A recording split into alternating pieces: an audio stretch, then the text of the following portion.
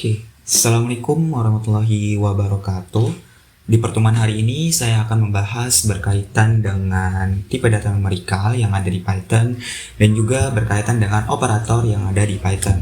Nah, untuk pertamanya ya, di sini itu saya akan membahas berkaitan sama tipe data numerik terlebih dahulu ya.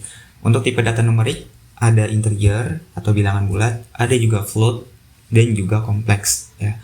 Untuk float ini dia berkaitan dengan bilangan desimal ya, yang dimana dia dapat diperluas ke dalam bentuk eksponensial atau bilangan pecahan ya kan, misalkan kayak 0,45 atau 0,4 dan seterusnya.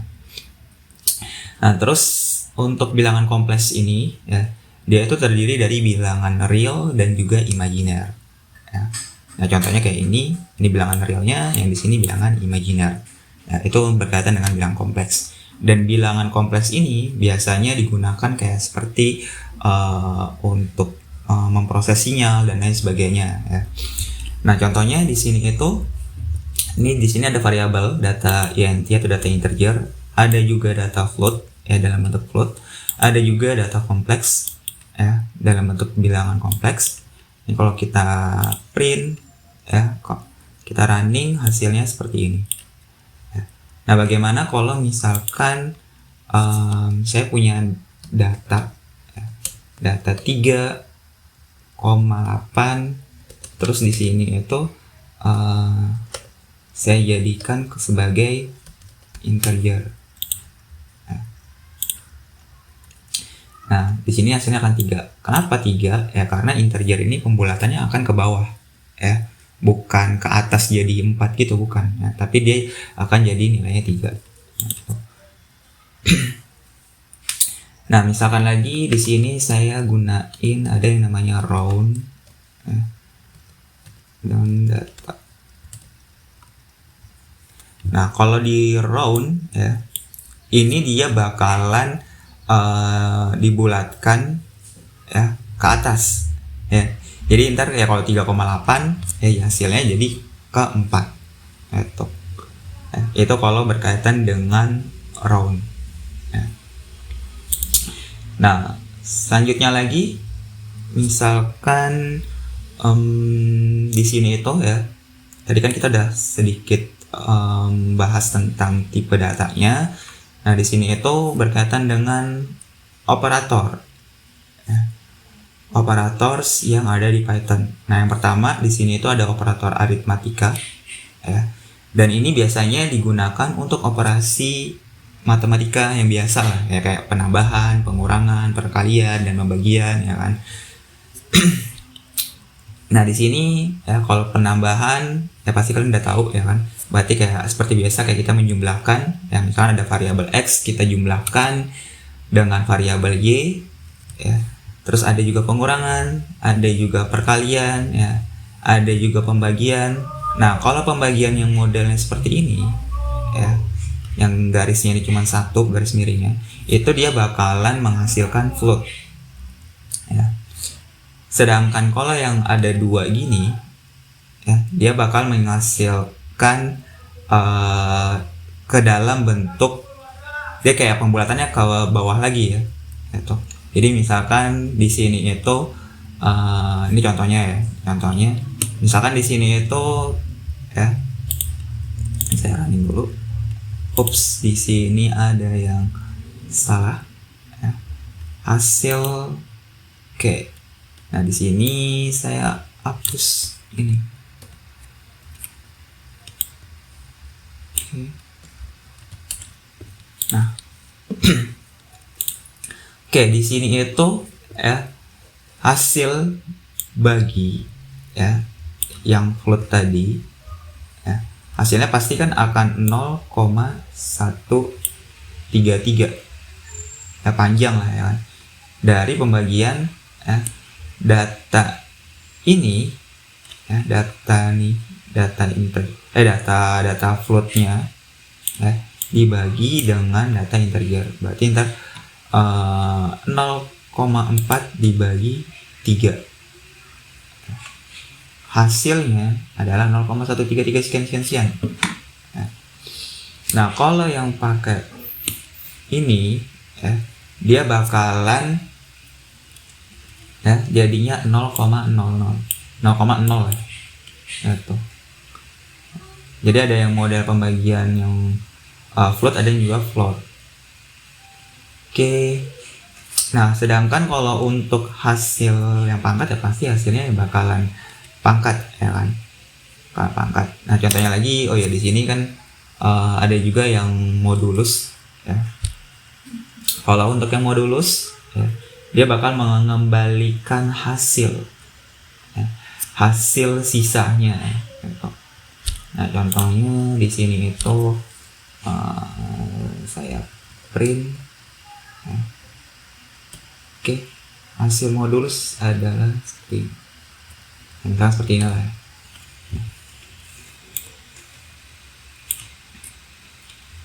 Nah, di sini kan ada 3 ya sama 0,4 ya.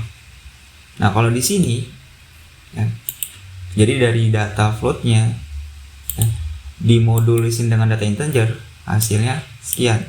Nah, misalkan lagi di sini kita ubah, misalkan di sini kita ubah floatnya itu 5,4 misalkan.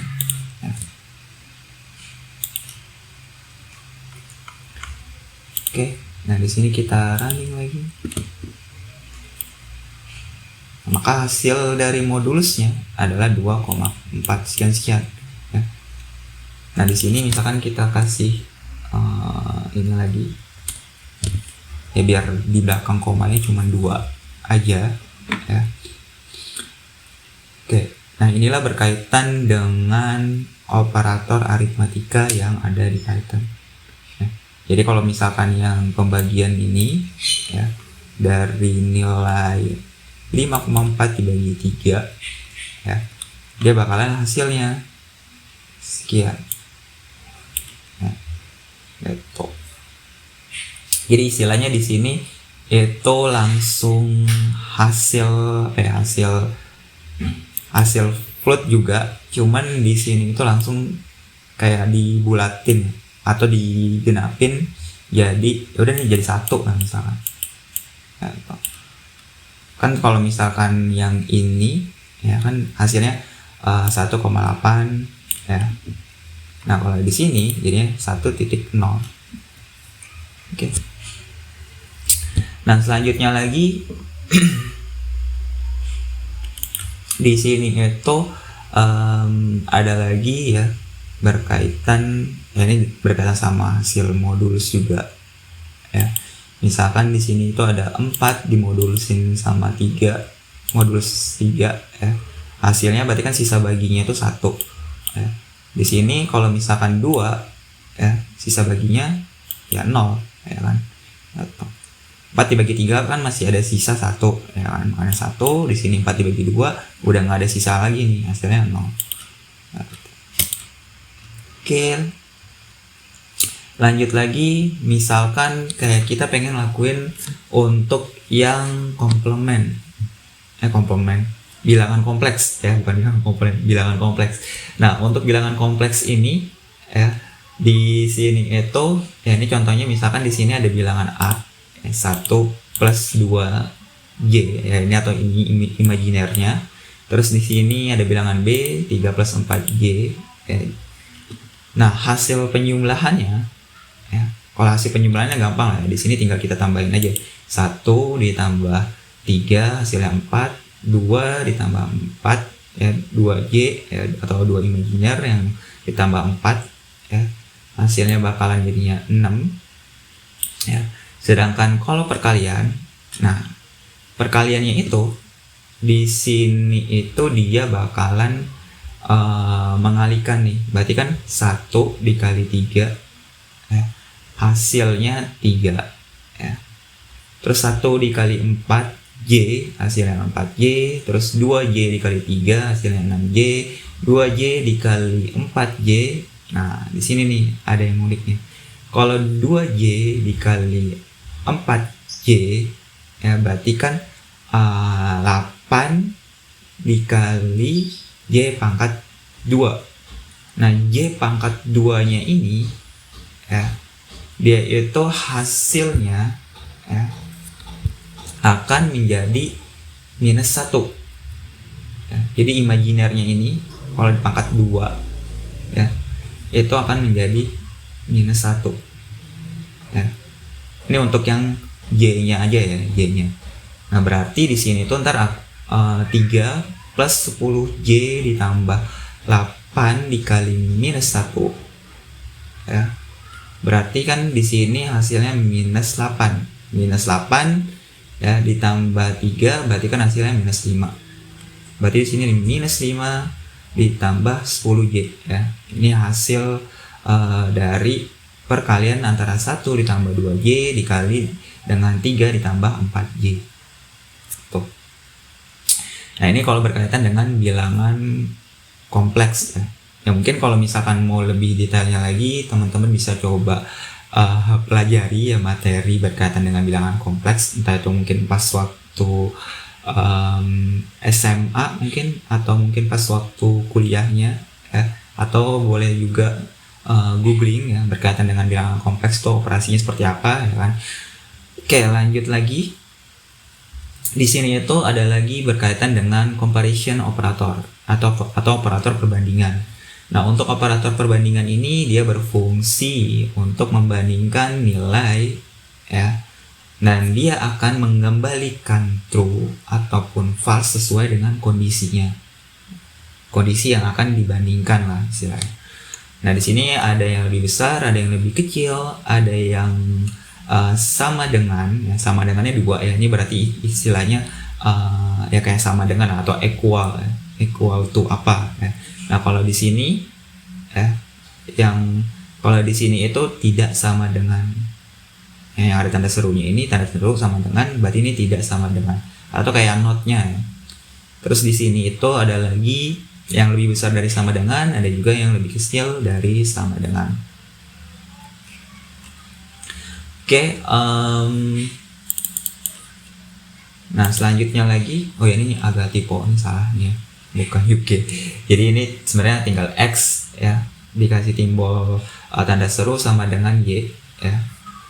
Oke, nah selanjutnya lagi, ini contohnya. Misalkan di sini itu ada A sama B, A-nya misalkan 14, B-nya 33 ya. Terus apakah A lebih besar dari B? Ya kan? Nah, di sini kan A-nya itu nggak lebih besar dari B, berarti hasilnya apa? Hasilnya false. Ya kan? Terus selanjutnya lagi, apakah A lebih kecil dari B? Nah, benar kan hasilnya, maka dia akan hasilnya true. Ya, sedangkan di sini apakah A sama dengan B? Ya. Nah, di sini A itu kan nggak sama dengan B, ya kan? Berbeda banget. Makanya di sini hasilnya false. Di sini apakah A tidak sama dengan B? Ya, makanya hasilnya true ya, karena memang benar-benar tidak sama dengan ya. Yang di sini apakah A lebih besar dari sama dengan B? Ya. Nah, karena bukan, maka hasilnya akan false. Yang di sini ya, sedangkan yang di sini hasilnya akan true. Gitu. Dan masih diperhatikan antara yang sama dengannya 2 gini ya penulisannya ya, dengan sama dengannya 1 itu berbeda. Kalau sama dengannya 1 ini kayak kita meng-assign atau kayak memasukkan suatu nilai ke dalam variabelnya tadi ya. Nah, sedangkan kalau ini ya dia melakukan komparasi atau perbandingan. Ya. Oke. Lanjut lagi, di sini tuh ada logical operators ya, atau operator logik. Nah, operator logika ini ya, mungkin kalau teman-teman ada yang pernah belajar berkaitan dengan gerbang logika ya, yang ada AND, OR, NOT, XOR dan lain sebagainya ya, ini mirip-mirip kayak gitu ya. Jadi di sini itu ya dia bakalan menggabungkan lah istilahnya, menggabungkan pernyataan kondisional ya.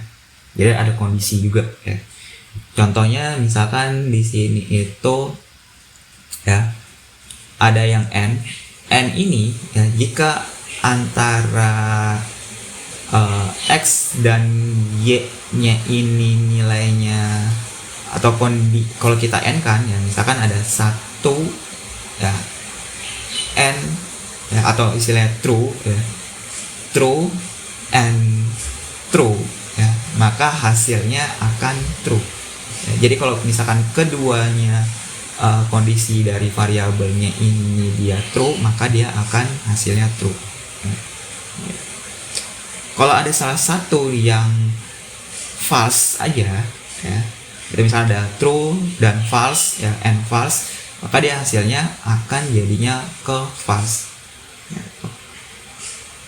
Sedangkan or, ya, or ini kebalikannya, ya. Kalau or ini salah satu aja, ya, dari kedua kondisi tadi, ya, antara misalkan true or false, hasilnya akan true, ya. Itu kalau or. Ya, contohnya misalkan di sini ada A-nya ini sama dengan true, B-nya sama dengan false. Nah, di sini A and B, ya, maka hasilnya false. Di sini A and A, maka hasilnya akan true. Terus di sini A or B, ya, A or B-nya ini maka hasilnya akan true. Ya, karena kan ingat di sini or, ya. Kalau or ini kalau ada salah satu kondisinya true, maka dia hasilnya akan jadinya true.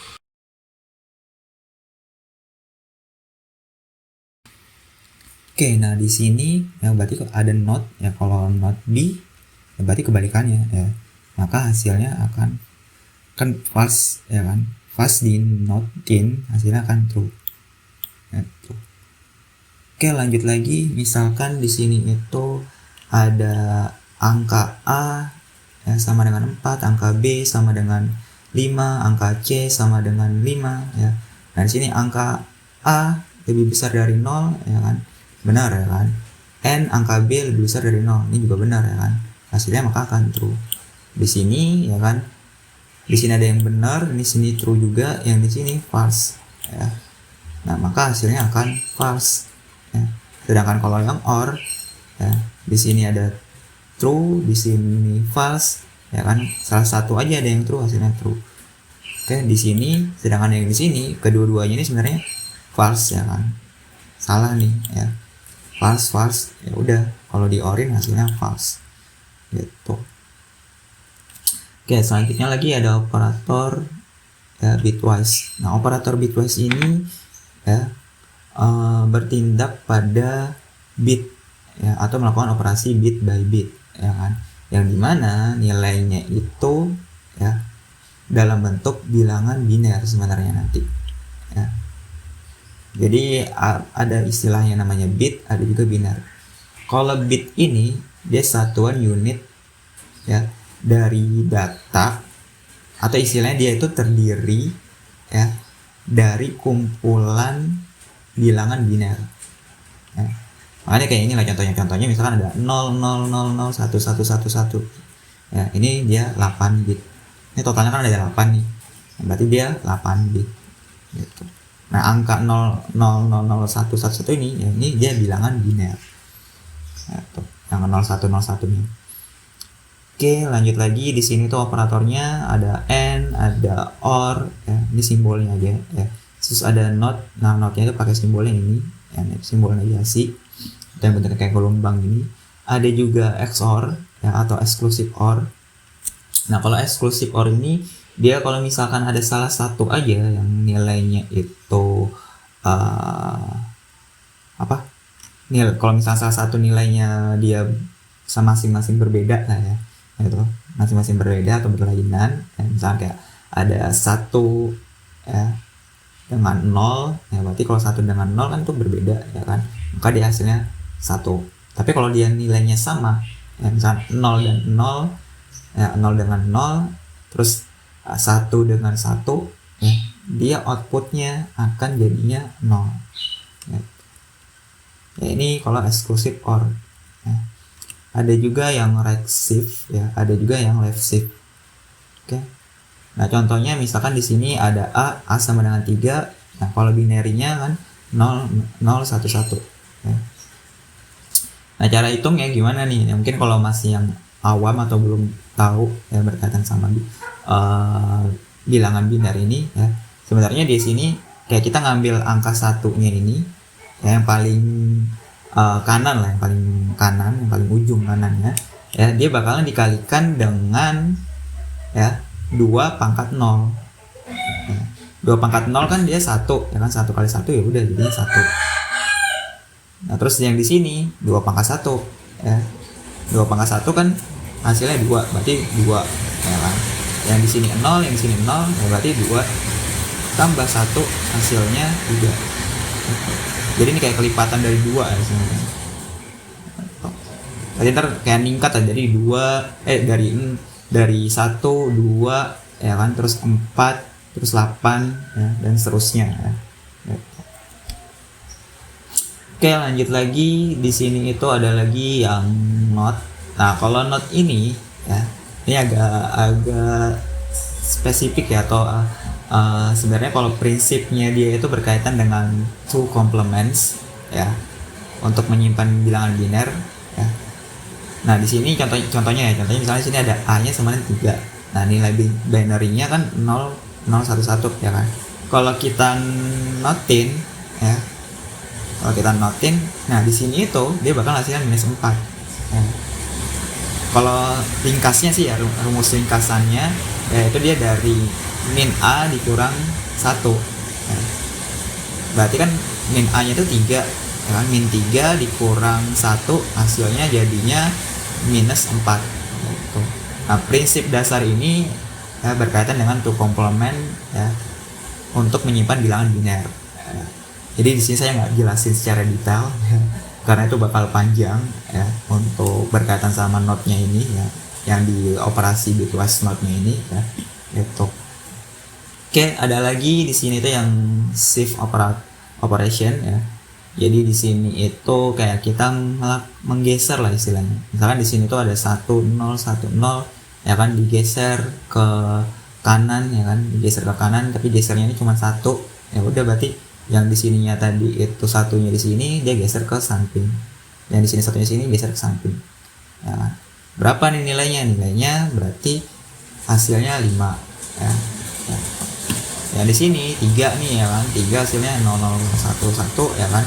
Nah di sini gesernya ke kiri nih ya, dan 2 ya kan, karena gesernya 2 ya berarti satu-satunya di sini ya, gitu. Hasilnya jadinya 12.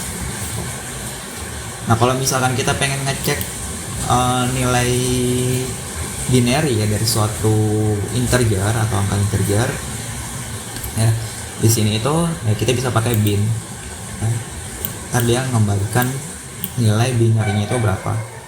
Nah misalkan lagi di sini itu ada contoh lagi, misalkan ada A ya, A sama dengan 3 binary-nya ini, B sama dengan 4 binary-nya ini ya. Kalau kita n-in berarti kan di sini 1 0 jadinya 0 ya kan. Di sini 1 0 0, di sini 0 0, berarti hasilnya ntar 0. Nah, di sini kalau di orin ya, berarti kan yang di sininya ya jadinya 1 1 1 ya kan. Yang terakhirnya yang bakalin kirinya ini hasilnya 0. Berarti 0 1 1 1 ya, jadinya 7. Nah ini kalau udah terbiasa kalian gampang lah ya buat ngetahuin hasilnya ini kalau udah terbiasa atau paham sama konsep perhitungan yang ada di sini ya. Oke, yang di sini ya kalau dinotin, ingat kalau dinotin ya udah tinggal kita tambahkan dulu sama 1 ya, berarti 3 ditambah 1 4, terus dijadikan ke minus, berarti ntar hasilnya minus 4. Kalau yang di sini ya, yang resifnya ini ya, dia kan geser 2 nih ya, karena geser 2 ya udah nih ya, hasilnya 0 nih, udah habis ya. Terus yang di sininya lagi geser ke kiri ya, karena geser ke kiri yang di sini berarti kan tadi 1 1 0 0 ya kan, maka hasilnya 12 gitu. Oke, selanjutnya lagi ada juga identity operator ya. Nah, operator identity ini dia untuk memeriksa apakah dua nilai itu terletak dalam memori yang sama. Ya. Jadi bukan berarti nilainya itu sama, enggak. Ya. Itu. Nah, contohnya ya, misalkan di sini itu ya, ini operatornya dia pakai is dan is not ya. Misalkan di sini ada A is C ya. Ini kan kalau sekilas nilainya sama, tapi sebenarnya lokasi memorinya berbeda. Bukan yang ini ya, yang A sama B ya. Yang A sama B nya ini, A sama B ini kan dia nilainya sama, tapi ya sini sebenarnya dia itu beda nih memori. Kita lihat aja dari variabelnya kan udah beda. Nah maka hasilnya di sini ya dia hasilnya bakalan false. Ya. Kalau A I C ya kan karena kita sama dengan yang kayak gini ya kan, nah ini hasilnya bakal true. Tapi kalau A is B berbeda nih dia.